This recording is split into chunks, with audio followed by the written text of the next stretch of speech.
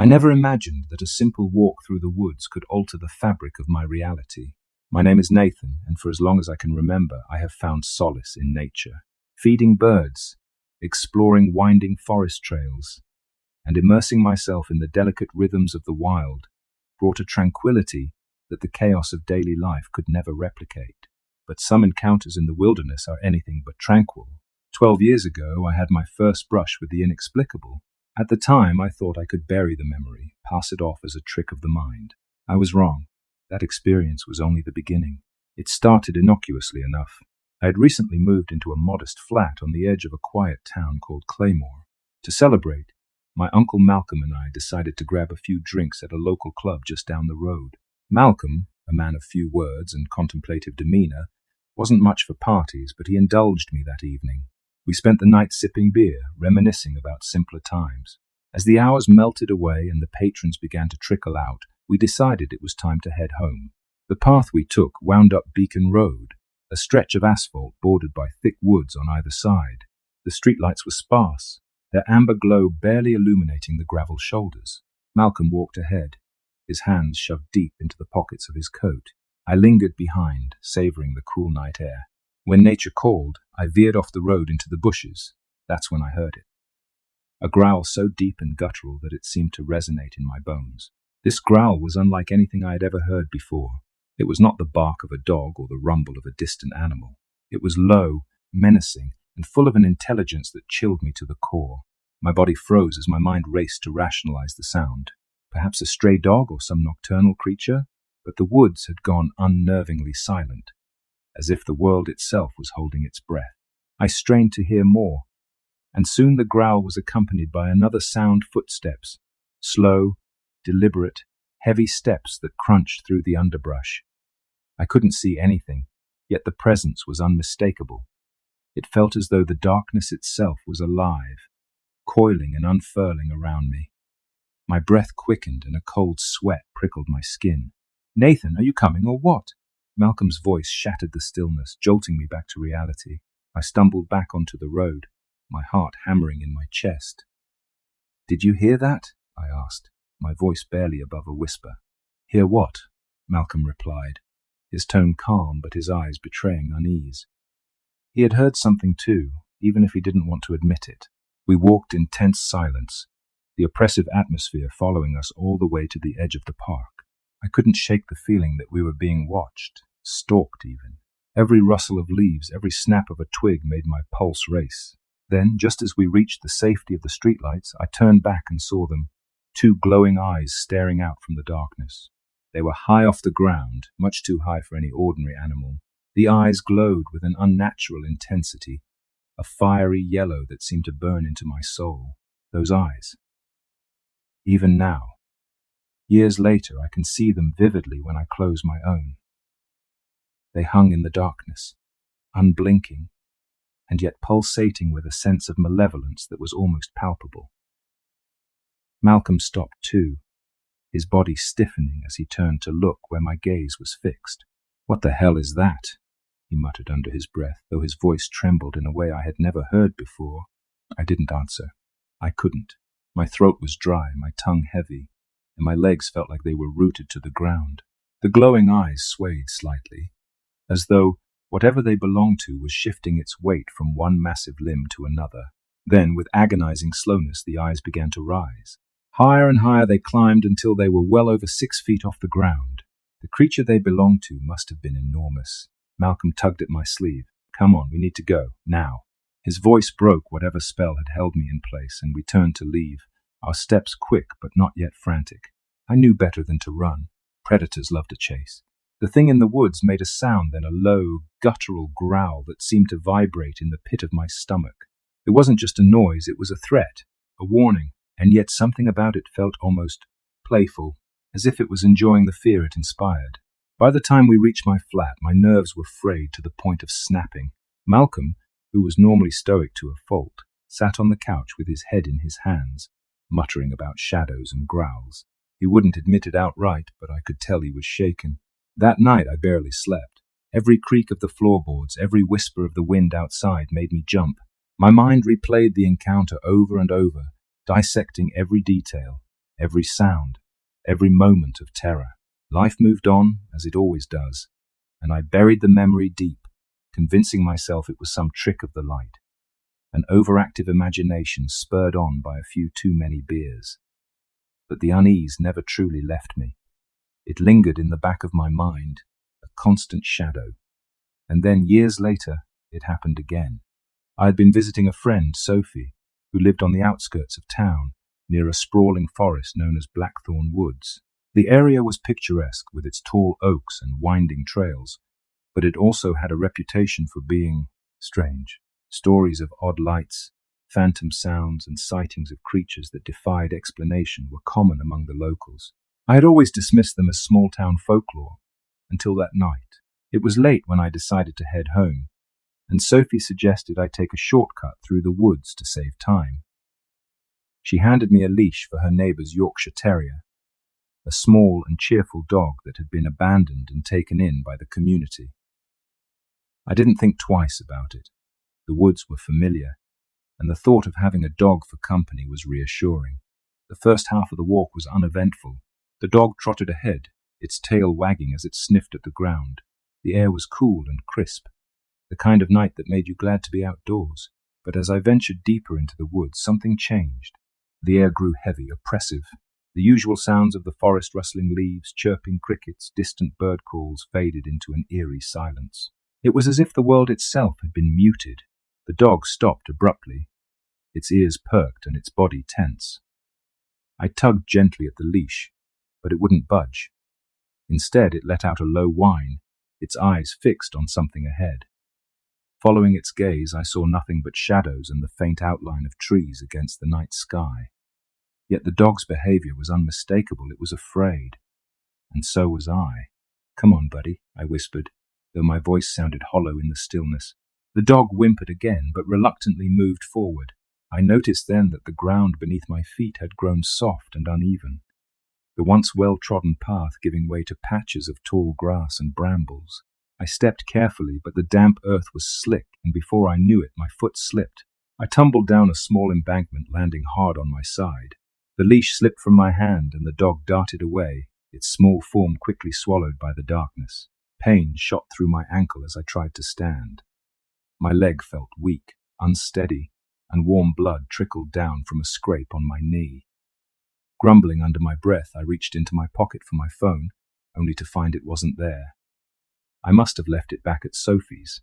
As I looked around, trying to get my bearings, I noticed something. A shape. At first it was just a shadow among shadows, indistinct and formless. But then it moved. The figure was tall, impossibly so, with a hunched posture that made it seem almost predatory. Its limbs were long and sinewy, its head large and angular like that of a baboon. The creature's movements were fluid yet unnatural, a grotesque blend of animalistic grace and human-like intent. As it stepped closer, the faint moonlight revealed more details.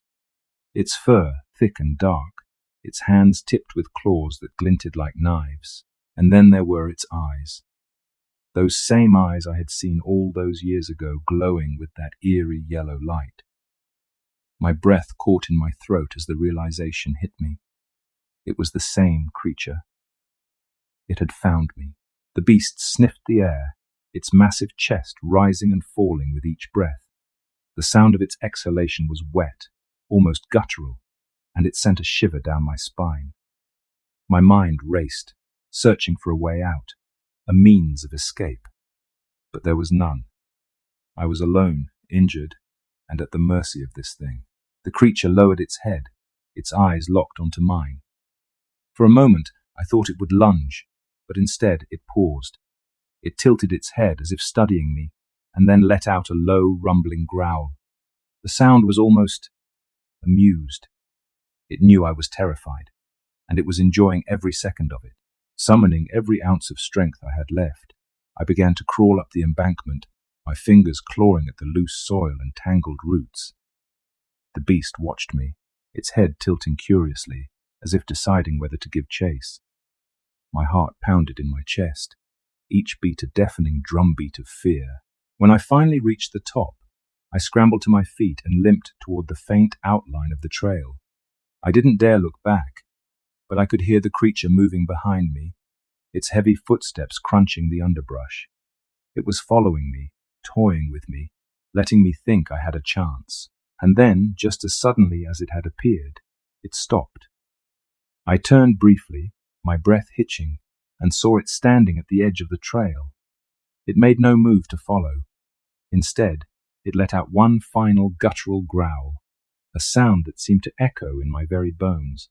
And then it was gone, melting back into the shadows as if it had never been there. I didn't stop running or limping, really, until I saw the faint glow of streetlights at the edge of the woods. The trail widened, leading me to a small clearing where I could finally catch my breath. My lungs burned, and my injured ankle throbbed, but I didn't care. I was out. I was safe, or at least I thought I was. The woods loomed behind me, silent and foreboding. Every rustle of leaves, every creak of a branch sent my pulse racing anew. I kept glancing back, half expecting to see those eyes again, glowing in the darkness. But the creature didn't reappear. It had let me go for reasons I couldn't begin to understand. When I finally made it back to Sophie's, I must have looked like I'd crawled out of a nightmare. My clothes were torn, my hands and knees scraped and bloodied, and I was pale as a ghost. Sophie's concerned expression quickly turned to alarm as she helped me inside. "What happened to you?" she asked, her voice shaking. I wanted to tell her, to explain everything, but the words wouldn't come. How could I describe something so impossible, so unreal? Instead, I muttered something about falling in the woods and left it at that. Sophie didn't press me, though I could see the worry in her eyes. That night I barely slept. Every time I closed my eyes, I saw the creature, its hulking form, its glowing eyes, its razor-sharp claws. The memory played on an endless loop, each detail seared into my mind. Even when I managed to drift off, my dreams were plagued by visions of the beast, chasing me through the woods, its growls echoing in the darkness. In the days that followed, I became obsessed with finding answers. What was the creature I had seen? Where had it come from? And most importantly, why hadn't it killed me? I scoured the internet, poring over forums, blogs, and obscure websites dedicated to cryptids and urban legends. The term dogman kept coming up, and the more I read, the more convinced I became that this was what I had encountered. The descriptions matched perfectly its size, its posture, its glowing eyes. Even the growl, that deep guttural sound that seemed to vibrate in my very soul, was a hallmark of dogman's sightings. But there was one detail that stood out above all others: the intelligence. Witnesses often described the creature as calculating, almost playful in its interactions. It wasn't just a mindless beast, it was something far more cunning. I also discovered that sightings weren't limited to remote forests or sprawling wilderness areas. People had reported encounters in urban parks, suburban neighborhoods, even near highways. The idea that these creatures could be living among us, hidden in plain sight, sent a chill down my spine. They weren't confined to the woods. They could be anywhere. As the weeks turned into months, I found myself growing increasingly paranoid. Every shadow, every sound, every flicker of movement out of the corner of my eye set my nerves on edge. I started avoiding the woods altogether, taking longer, more circuitous routes to get where I needed to go. Even walking down well-lit streets at night felt risky. The incident had shaken me to my core, and the more I thought about it, the more questions arose. Had the creature followed me? Was it still out there, watching, waiting? I couldn't shake the feeling that I was being monitored, that the beast hadn't let me go entirely. It was as if it had marked me somehow, leaving an invisible scar that only I could feel. One night, as I sat alone in my flat, the paranoia reached a fever pitch. A faint scratching sound echoed from outside my window, sending a jolt of fear through me. My heart raced as I crept toward the curtain, my hand trembling as I reached to pull it aside. When I finally mustered the courage to look, there was nothing there, just the empty street, bathed in the pale glow of a street lamp. But I couldn't shake the feeling that something or someone was out there, hidden just beyond the edge of the light. Eventually, I knew I couldn't live in fear forever. Avoiding the woods wasn't sustainable. They were a part of my life, a part of who I was. So one crisp autumn morning, I decided to face my fears head on. I would return to Blackthorn Woods, not as a victim, but as someone determined to reclaim their peace of mind. Armed with a sturdy walking stick and a sense of resolve, I set out on the same path I had taken that fateful night. The woods were eerily quiet, the only sounds being the crunch of leaves beneath my boots and the occasional chirp of a bird. My heart pounded in my chest, each step feeling heavier than the last. But I pressed on, determined to prove to myself that the creature was gone, that it had been nothing more than a freak encounter. As I neared the spot where I had fallen, the memories came flooding back, the slip, the pain, the terror. I paused, gripping the walking stick tightly as I scanned the area. There was no sign of the beast, no glowing eyes, no growls, just trees and shadows. And yet the unease lingered. It was as if the woods themselves were holding their breath, waiting for something to happen. Just as I was about to turn back, I heard it. The faintest rustle of leaves, the soft crunch of footsteps. My blood ran cold as I turned toward the sound, my eyes scanning the shadows. At first I saw nothing, but then slowly a shape began to emerge. It was the creature, the same hulking form, the same glowing eyes.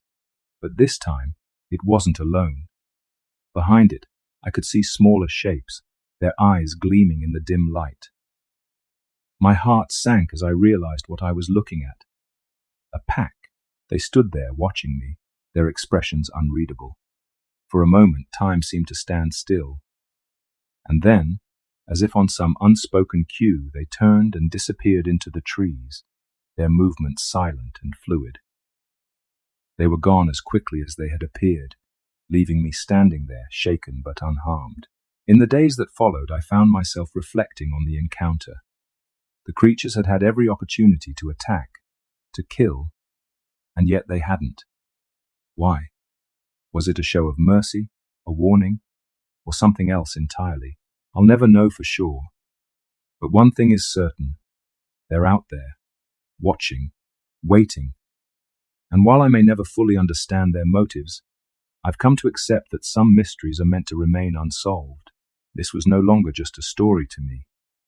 It was a reality I had lived. And now, it's a reality I'll carry with me for the rest of my life.